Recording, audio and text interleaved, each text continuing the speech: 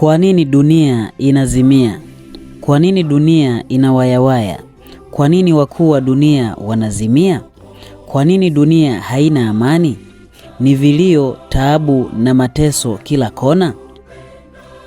Maandamano ya kudai haki kila mahali, mapinduzi, udhalilishaji na majanga mengi duniani. Je, tunaweza kupata majibu ya sababu ya yote haya? Na tunaweza kupata wapi suluhisho kamili? Ni wapi ambapo dunia imekosea?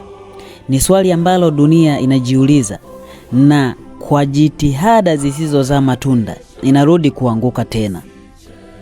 Katika maandiko matakatifu ya Biblia, chanzo cha shida, taabu na dhiki katika dunia hii kimetajwa. Isaya 24 mstari wa 4 hadi wa 6 inasema, dunia inaomboleza, inazimia, ulimwengu unadhoofika, unazimia, watu wakuu wa dunia wanadhoofika.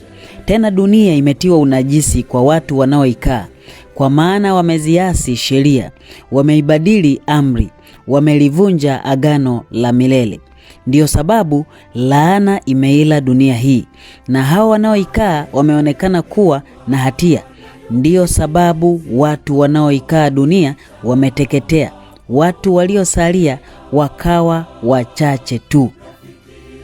Kumbe, chanzo cha taabu zote duniani ni kubadilishwa kwa amri za Mungu na kuvunjwa kwa agano la milele.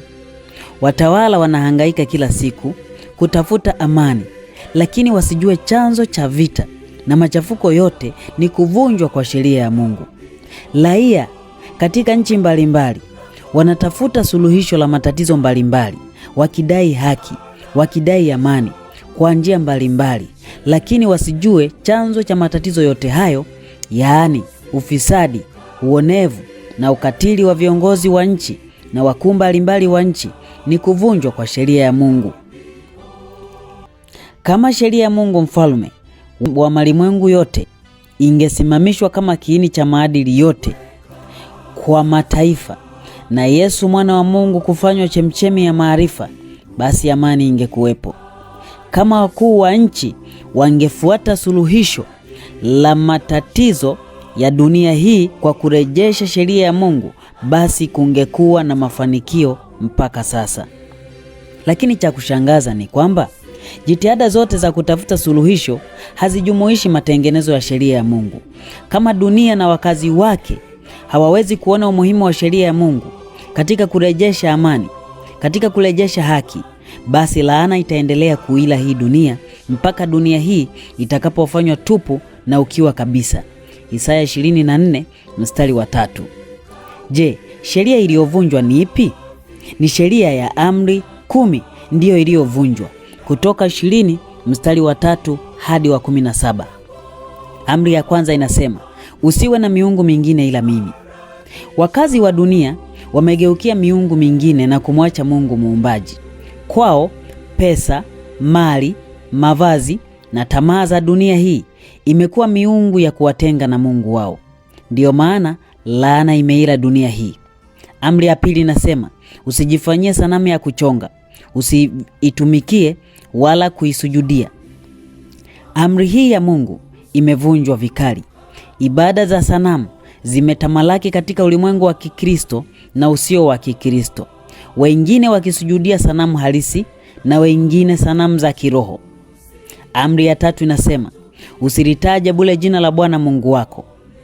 Amri hii ya Mungu mpaka sasa inavunjwa na wengi pasipo hata kujua. Wengi wanajidai kumtumikia Mungu wa mbinguni.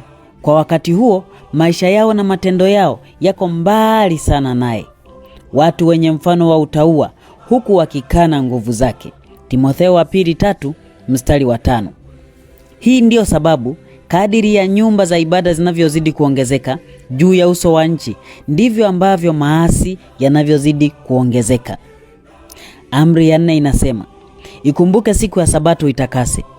Katika amri hii, kundi kubwa sana la wanaojidai kuwa Wakristo, ambao kupitia wao Mungu angeuponya ulimwengu, limesimama kinyume cha Mungu na kupingana na Sabato yake takatifu. Amri aliyoiasisi yeye mwenyewe muumbaji baada ya uumbaji wa siku 6 sasa inakataliwa waziwazi na wanaojidai kuwa wafuasi wa Yesu. Inatisha. Kwa sababu hii dunia imelaaniwa na amani haiwezi kuwepo. Amri ya 5 inasema, waheshimu baba yako na mama yako. Watoto wameshindikana majumbani. Hawawezi tena kusikia na kutii maagizo ya watoto wao. Vizazi vinaharibika kwa kushindwa na kukataa kurithi hekima na maadili kutoka kwa wazazi wao. Hiyo ndiyo maana kila muda unaposonga, maadili yanazidi kupungua katika jamii. Amri ya 6 inasema, usiue. Katika ulimwengu huu, matukio ya mauaji imekuwa kawaida sana. Kila wakati ripoti za mauaji zinatolewa, vita vikiangamiza maisha ya maelfu, ukatili na uonevu. Amri ya Mungu inayokataza kuua haisikiki tena masikioni mwa watawala na raia pia. Je, hatima ya mambo haya itakuwaje? Kila mmoja hujiuliza swali hili. Amri ya 7 inasema, usizini. Miongoni mwa dhambi zinazotawala ndani ya kanisa na hata nje ya kanisa ni uzinzi. Vijana kwa watu walika zote wanahusiana kimapenzi bila hofu yoyote. Ngono imekuwa mtindo wa maisha. Tamaa imetamalaki katika jamii. Watu wanaoa na kuachana, wanaolewa na kuachana, wanaachana na kuoa na kuolewa tena. Je, mambo haya Mungu atavumilia hata lini? Ni swali lisilo na majibu kwa kila mmoja. Amri ya 8 inasema, usiibe. Kila baada ya dakika moja, mamia elfu ya watu hudai kuibiwa duniani kote, aidha kwa nguvu au kwa njia za kiteknolojia. Wizi sasa ni janga la dunia. Je, nani atatuokoa katika dunia hii? Amri ya 9 inasema, usimshuhudie jirani yako uongo.